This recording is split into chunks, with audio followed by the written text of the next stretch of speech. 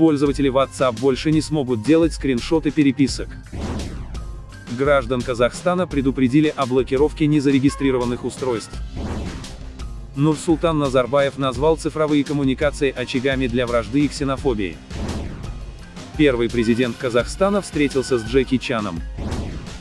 Студент ограбил фастфуд при помощи игрушечного пистолета. Пользователи мессенджера WhatsApp больше не смогут делать скриншоты переписок. Новшество будет введено в связи с обеспечением безопасности пользователей, сообщает itnit.com. На данный момент представители компании работают над приложением, тестируя функцию аутентификации, которая запрещает пользователям делать скриншоты их личных переписок. В WhatsApp постоянно работают над новыми функциями, чтобы расширить возможности для пользователей. Некоторые из новых функций кажутся радикальными, но в приложении заботятся о безопасности своих пользователей. Поэтому новая функция аутентификация будет на страже сохранения личных данных, отмечается в информации. Теперь, перед тем, как войти в приложение, функция WhatsApp аутентификация потребует пользователей подтвердить свою личность посредством отпечатков пальцев. При включении этой функции даже после подтверждения своей личности пользователи не смогут делать снимки экрана своих чатов. Эта функция подтверждает большую заботу разработчика о сохранении конфиденциальности пользователей.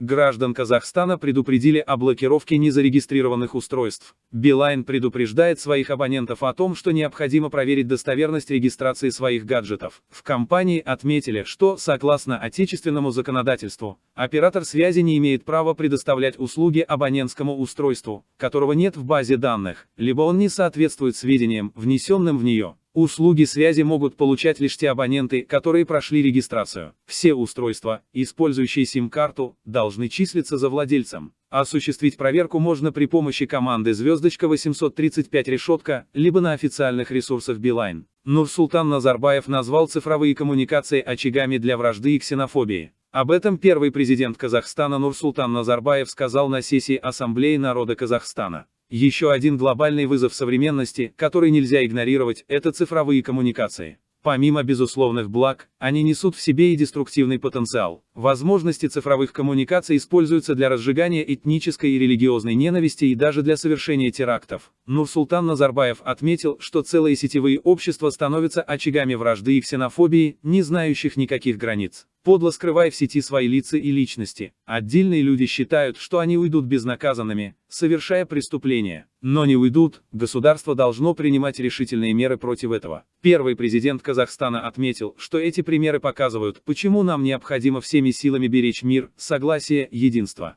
Потому что мы должны всегда все помнить, для нашей страны, для нашего региона эти ценности имеют особенное значение, подчеркнул Нурсултан Назарбаев. Первый президент Казахстана встретился с Джеки Чаном. Пресс-секретарь первого президента Республики Казахстан, Нурсултана Назарбаева, рассказал о встрече Елбасы с популярным во всем мире киноактером Джеки Чаном. Встреча двух известных личностей проходила в Пекине. На встрече первого президента и Джеки Чана был Шурышев, посол Республики Казахстан в Китае, и Исикешев, директор фонда Нурсултана Назарбаева. Джеки Чан также был не один, с ним присутствовали члены его творческого коллектива. «Очень рад, что встретился с вами. Вы известны во всем мире», — сказал Джеки Чану первый президент. Всемирно известный актер также не скрывал своей радости от встречи. Джеки Чан поделился с Нурсултаном Назарбаевым своими творческими планами на ближайшее будущее. Также актер рассказал о том, как он видит реализацию ряда совместных проектов в области киноиндустрии. Студент ограбил фастфуд при помощи игрушечного пистолета в Алматы. По словам задержанного, на преступление его вдохновил фильм «Город воров». Подозреваемый, 26-летний гражданин, пошел на дело один, прихватив с собой раскладной нож, игрушечный пистолет, медицинскую маску и перчатки. Со слов задержанного, решился на преступление он после просмотра американского фильма «Город воров». Средь бела дня парень зашел в заведение и прошел в туалет. Там он накинул капюшон, надел маску, перчатки, достал псевдопистолет и подошел к кассе. Направив пистолет на обслуживающий персонал, он потребовал наличные из кассы, что и сделали работники, отдав выручку в размере 300 тысяч тенге. Далее в одном из дворов микрорайона грабитель, сняв верхнюю одежду, завернул орудие преступления в кофту, выкинул в мусорное ведро и направился вверх по улице. В это время экипаж дорожно-патрульной полиции «Буран» уже прочесывал местность. Полицейские заприметили парня, схожего по описаниям потерпевших лиц. И уже при проверке документов парень сам признался в содеянном, рассказал командир полка дорожно-патрульной полиции Алматы Манап Сатаров. Задержанный ранее к уголовной ответственности не привлекался.